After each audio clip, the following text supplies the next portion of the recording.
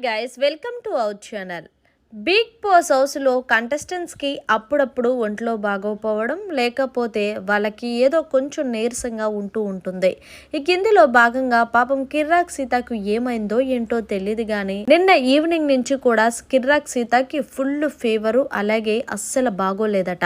ఇక ఇదే విషయం లైవ్లో మాట్లాడుకుంటున్నారు హౌస్ మేట్స్. ఇంకా అలాగే కిర్రాక్ సీత లెగిసి కూడా ఏమి తినలేకపోయిన స్థితిలో ఉంది.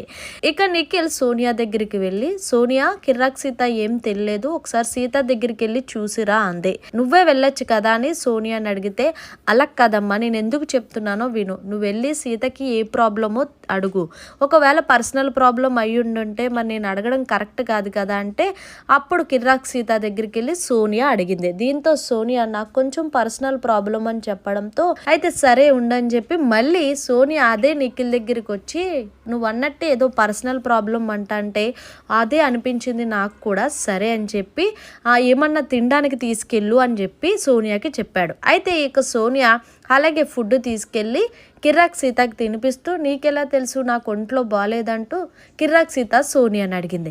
దీంతో సోనియా, నాకు నిఖిల్ వచ్చి చెప్పాడు, నిన్న ఈవినింగ్ నుండి కూడా నువ్వేం తినలేదంట కదా, అందుకే నాకు టిఫిన్ చేసి ఇచ్చి ఇంకో కొంచెం తినిపించని చెప్పి అంటే, నిఖిల్ చాలా మంచివాడు కదా, నిఖిల్ అందరి గురించి ఆలోచిస్తాడు కదా అంటూ సీత సోనియాకి చెప్తుంది. కానీ ఇక్కడ గమనించాల్సిన విషయం ఏంటంటే, హౌస్ మేట్స్ ఏం చెప్పకపోయినా సరే నిఖిల్ వాళ్ళకి ఏం కావాలో తెలుసుకొని ఆ విధానం పాటిస్తున్నాడు చూడండి, నిజంగా హ్యాట్స్ అప్ చెప్పాల్సిందే.